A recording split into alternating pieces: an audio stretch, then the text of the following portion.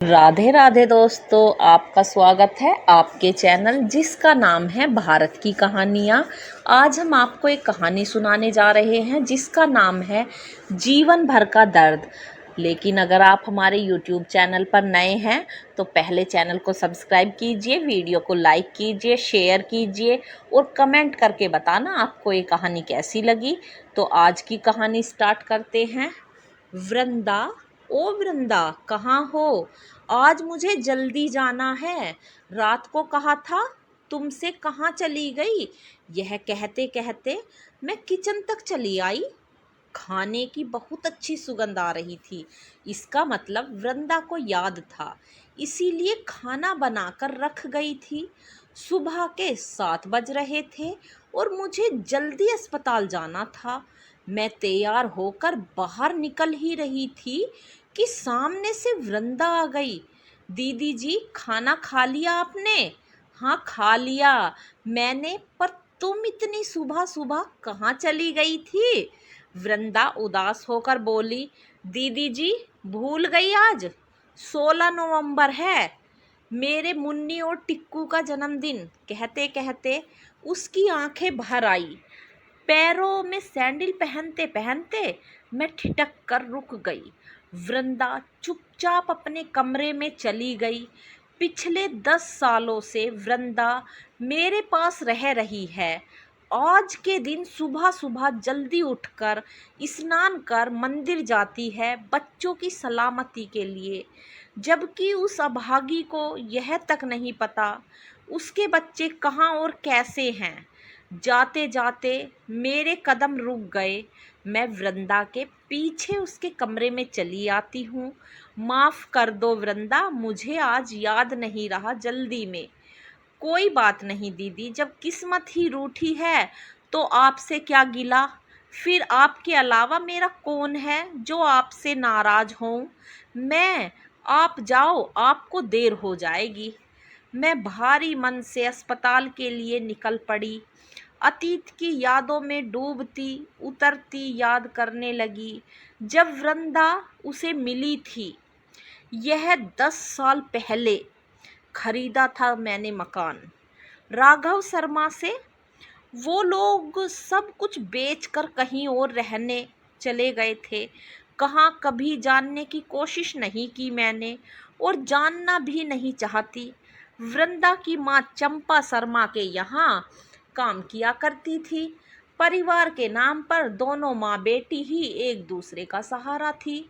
शर्मा जी अपनी पत्नी कामनी के साथ रहते थे और उनका बेटा विदेश में नौकरी करता था, जिसकी शादी हो चुकी थी। कई साल हो गए थे पर उनके घर कोई संतान नहीं थी। यह बात वृंदा की माँ को पता थी।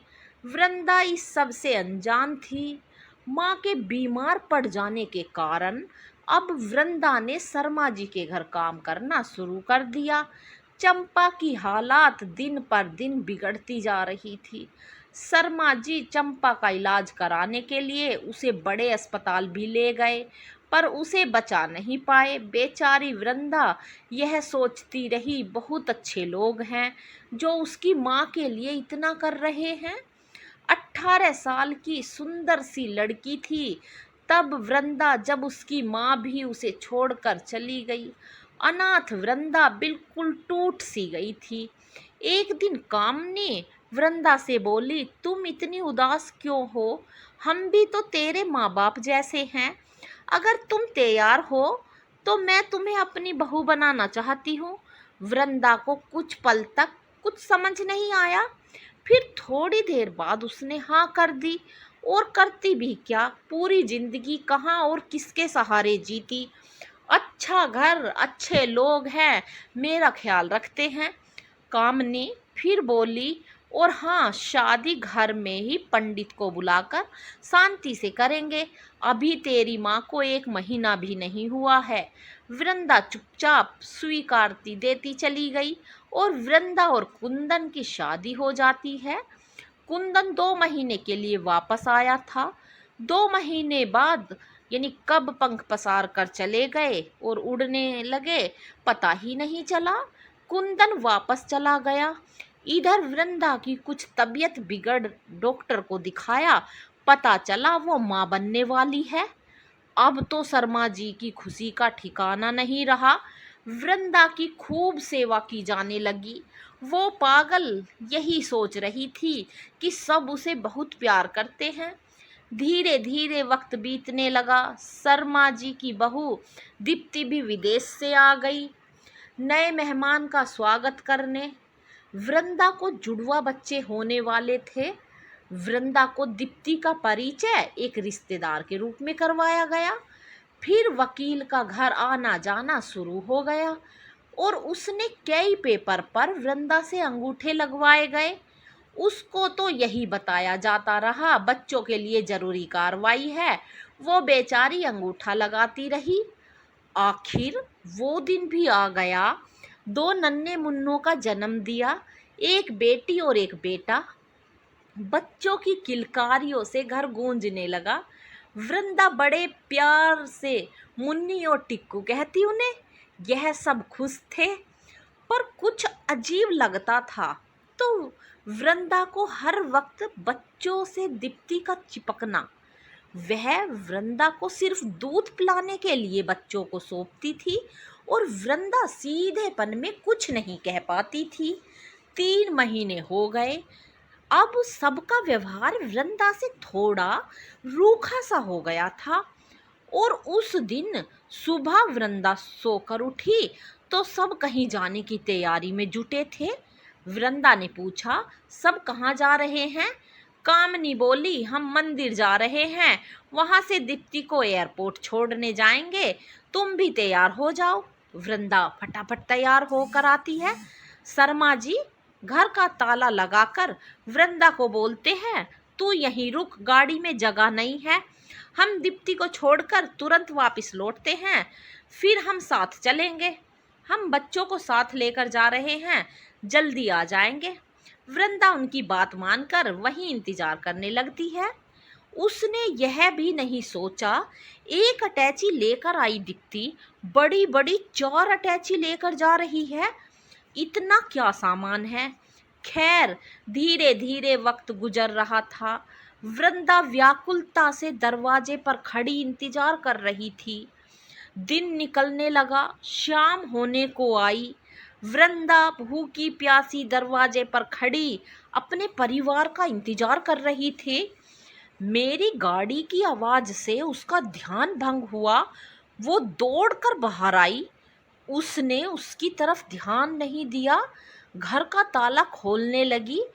वैसे ही वो बोली, आप कौन हो और मेरे घर का ताला कैसे खोल रही हो? मैंने कहा, मैं इस घर की नई मालकिन हूँ। यह घर मैंने 10 दिन पहले शर्मा जी से खरीदा था। वो लोग विदेश रहने चले गए। आज उन्होंने विदेश जाने से पहले सुबह मुझे इस घर की चाबी दी है। पर तुम कौन हो? वृंदा को कुछ भी समझ नहीं आया। आप झूठ बोल रही हो।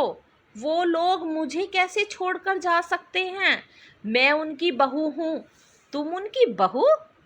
हाँ, मैं उनकी बहू वृंदा, मुन्नी और टिक्कू की माँ। माँ बाबूजी मंदिर गए हैं बच्चों के साथ लेकर, वो लोग आते ही होंगे। मुझे कुछ कुछ समझ आने लगा था कि वृंदा के साथ कुछ अनहोनी हुई है। वृंदा घबरा कर रोने लगी और मैं उसे चुपचाप रोते देखती रही। रात हो गई थी। मैं उसको लेकर अंदर आ गई। अब वृंदा गुमसुम सी एक कोने में बैठ गई। काफी देर बाद उसने चुप्पी तोड़ी। दीदी जी, यह सब झूठ है ना? ऐसा कुछ नहीं हुआ। वो लोग वापस आएंगे ना? मैं भारी मन से उसके पास आकर बैठ गई और बोली, वो लोग छोड़कर चले गए तुझे। सुबह जब वो मुझे चाबी सौंपने आए थे तो उनके साथ उनकी बहू दीप्ति भी थी। क्या दीप्ति उनकी बहू? नहीं दीदी, वो तो उनकी दूर की रिश्तेदार है। नहीं वृंदा, वो उनकी बहू दीप्ति है और काफी इलाज के बाद भी वो माँ नहीं बन पाई थी। मैं सालों से उन लोगों को जानती हूँ। पर तुम उनकी बहू, यह समझ नहीं आया। मुझे लगता है तुम्हारे साथ बहुत बड़ा धोखा हुआ है। नहीं दीदी, मेरे पास सारे बहुत कागज हैं जो मेरी शादी के वक्त और बच्चों के जन्म के बाद अंगूठे लगवा कर बनवाए थे। उन सब की एक एक कॉपी मुझे भी दी थी। बोला बाद में काम आएगा। मैं बोली अच्छा लेकर आओ। तो सारे पेपर वृंदा दौड़कर पेपर लाती है। मैं जैसे जैसे पेपर पढ़ती जा रही थी मुझे समझ आया था मैंने कुल का दीपक जलाने के लिए कैसे भोली भाली वृंदा को ठगा गया, वो भी पूरे सबूतों के साथ। मैं कुछ देर चुप रहने के बाद वृंदा से बोली, वो लोग तेरे अनपढ़ होने का फायदा उठा गए वृंदा। मैं समझी नहीं दीदी, वृंदा ने रोते हुए पूछा। मैंने उसे पास बिठाकर समझाया, इन पेपरों में लिखा है तूने अपनी मर्जी से कुंदन शर्मा और दीप्ति शर्मा को अपने बच्चों को गोद दे दिया है और यह शादी तूने अपनी माँ के इलाज के लिए की थी। तुझे पैसे चाहिए थे, उन्हें बच्चे, इसीलिए तूने उनके साथ यह सौदा किया था। वृंदा चक्कर खाकर गिर जाती है।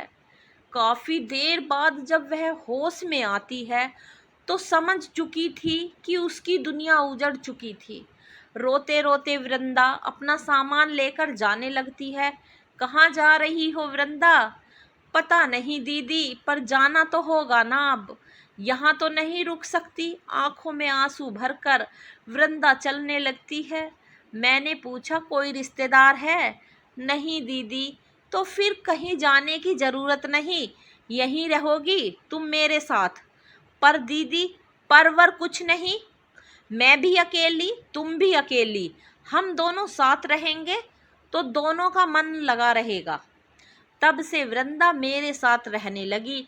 धीरे धीरे सब भूलते हुए, नहीं भूली तो बच्चों का जन्मदिन। तभी गाड़ी के रुकने की आवाज के साथ मेरा ध्यान टूटता है। मैं यह सोचती हुई अस्पताल की ओर बढ़ने लगी।